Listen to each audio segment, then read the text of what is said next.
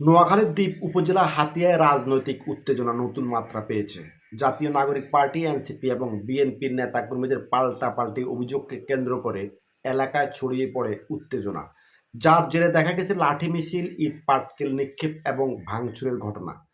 শুক্রবার রাতে ওসখালী শহরে এনসিপি সিনিয়র যুগ্ম মুখ্য সমন্বয়ক ও নোয়াখালী ৬ আসনের ১১ দলীয় জোটের প্রার্থী আব্দুল হান্নান মাসুদের নেতৃত্বে একটি লাঠি মিছিল বের করা হয়। এ সময় অভিযোগ ওঠে বিএনপির সাংগঠনিক সম্পাদক ও একই আসনের প্রার্থী মাহবুবুর রহমান শামীমের গাড়ি লক্ষ্য করে ইট পাটকেল নিক্ষেপ করা হয়েছে। একই দিনে তমরুদ্দি ইউনিয়নের তালতলা এলাকায় এনসিপির নির্বাচনী কার্যালয়ে ভাঙচুরের ঘটনাও ঘটে। এনসিপির দাবি, এ হামলায় তাদের এক কর্মী আহত হয়েছেন। এনসিপি প্রার্থী আব্দুল হান্নান মাসুদের অভিযোগ, তার জনপ্রিয়তায় ঈর্ষান্বিত হয়ে বিএনপির প্রার্থী স্থানীয় এক সাবেক আওয়ামী লীগ চেয়ারম্যানকে সঙ্গে নিয়ে পরিকল্পিতভাবে এই হামলা চালিয়েছেন।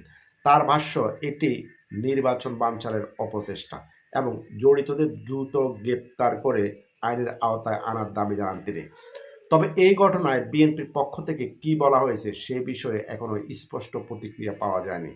হাতিয়ায় নির্বাচনকে ঘিরে বাড়তে থাকা এই উত্তেজনা স্থানীয়দের মধ্যে উদ্বেগ তৈরি করেছে। শেষ পর্যন্ত ক্ষমতার লড়াইয়ে নির্বাচনকে ঘিরে কত মানুষ যে প্রাণ হারায় সেটাই এখন উদ্বেগের বিষয়।